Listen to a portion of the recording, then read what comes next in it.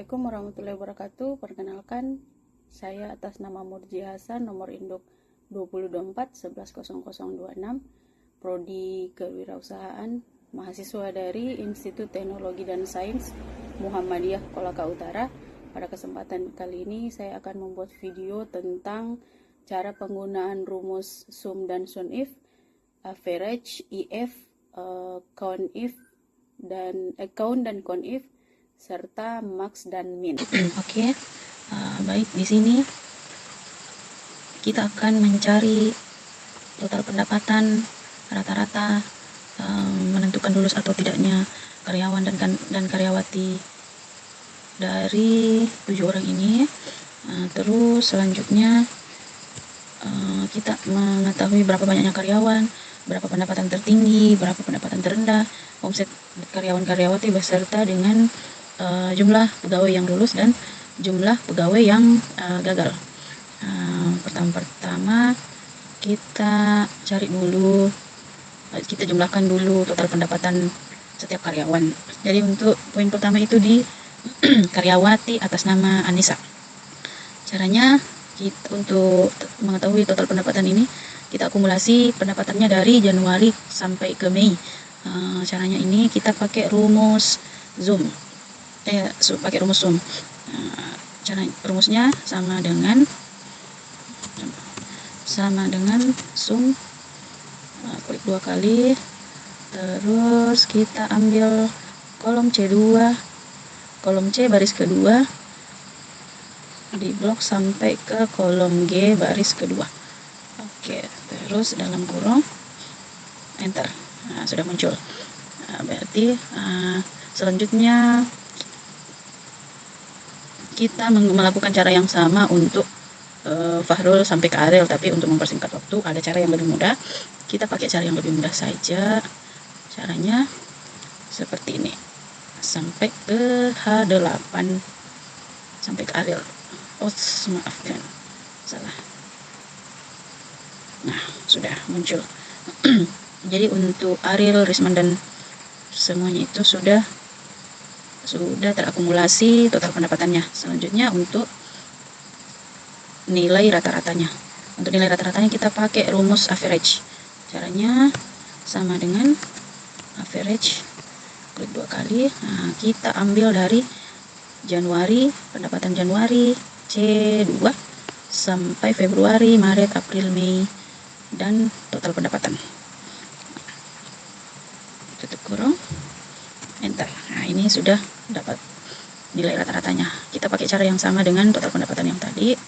Berarti kita tarik dari atas sampai ke kolom I8. Oke, selesai. Nah, selanjutnya kita cari status, apakah dia masuk kategori lulus atau dia masuk kategori gagal. Nah, caranya sama dengan if, kolom ke H2 ya, H2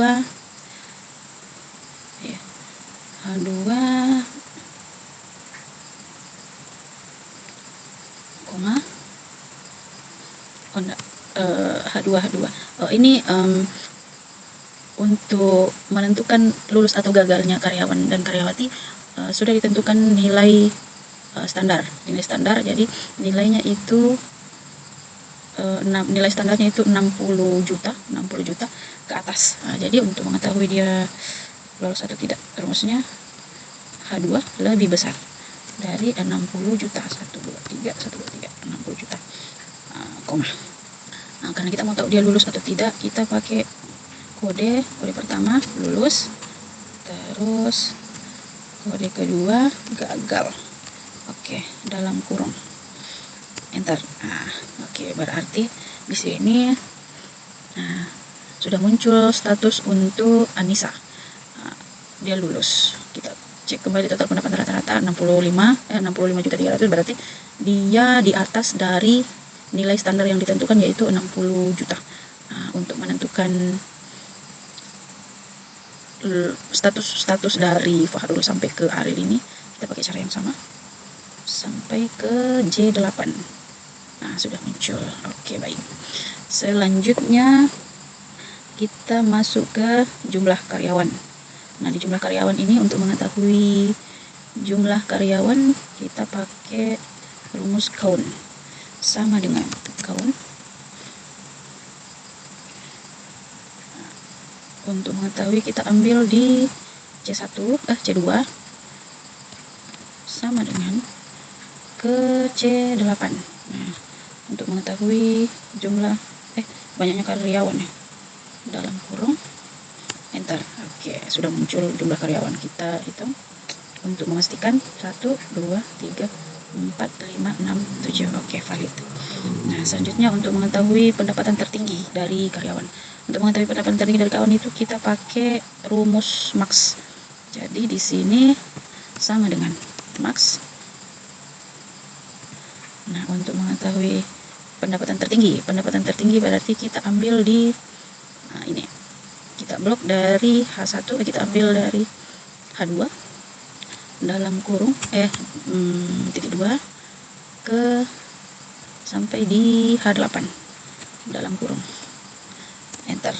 Oke, untuk pendapatan tertinggi berada di 86 juta. Kita cek di 86 juta itu ada, dia masuk di karyawan atas nama Melani. Nah, selanjutnya untuk pendapatan terendah. Untuk pendapatan terendah kita pakai rumus min. Rumus min dalam kurung kembali ke H2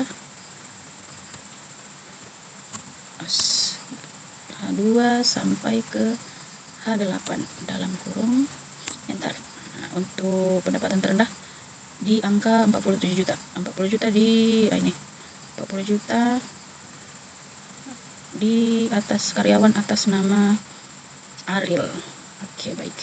Selanjutnya untuk mengetahui jumlah omset karyawan. Nah, untuk mengetahui jumlah omset karyawan ini kita pakai rumus sum if.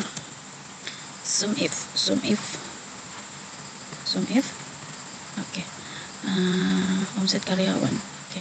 Karena di sini yang mau diketahui itu jumlah omset karyawan, berarti kita ambil di kolom B2 sampai di B8. Nah, karena yang mau diketahui karyawan berarti kita pakai kode laki-laki. Kita pakai L. Nah, oke. Untuk nilainya kita ambil di omset ya. Omset berarti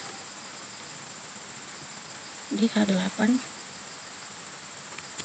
titik 2 8 tunggu ya. Oh, salah. Ke Ariel dalam kurung.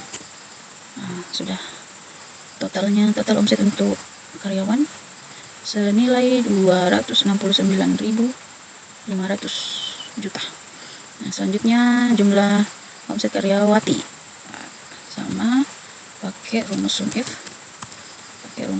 Dalam kurung kita ambil dari sini, tarik ke bawah, koma, karena karyawati berarti kita pakai kode P, koma, selanjutnya H2 sampai ke H8 dalam kurung enter.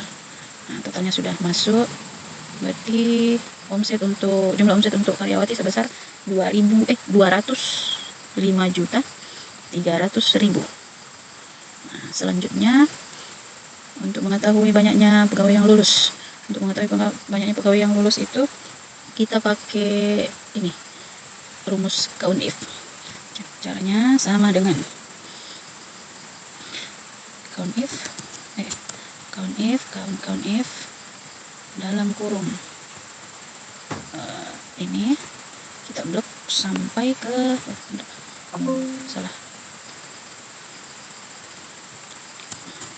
dari J2 kita blok sampai ke J8. Nah, karena yang mau ditahu ini yang jumlah lulusnya, berarti kita pakai kode lulus, tanda petik dalam kurung enter. Nah, jumlah yang lulus itu sebanyak 5. Kita hitung 1, 2, 3, 4, 5. Oke. Nah, terus selanjutnya banyaknya pegawai. Banyaknya pegawai yang gagal.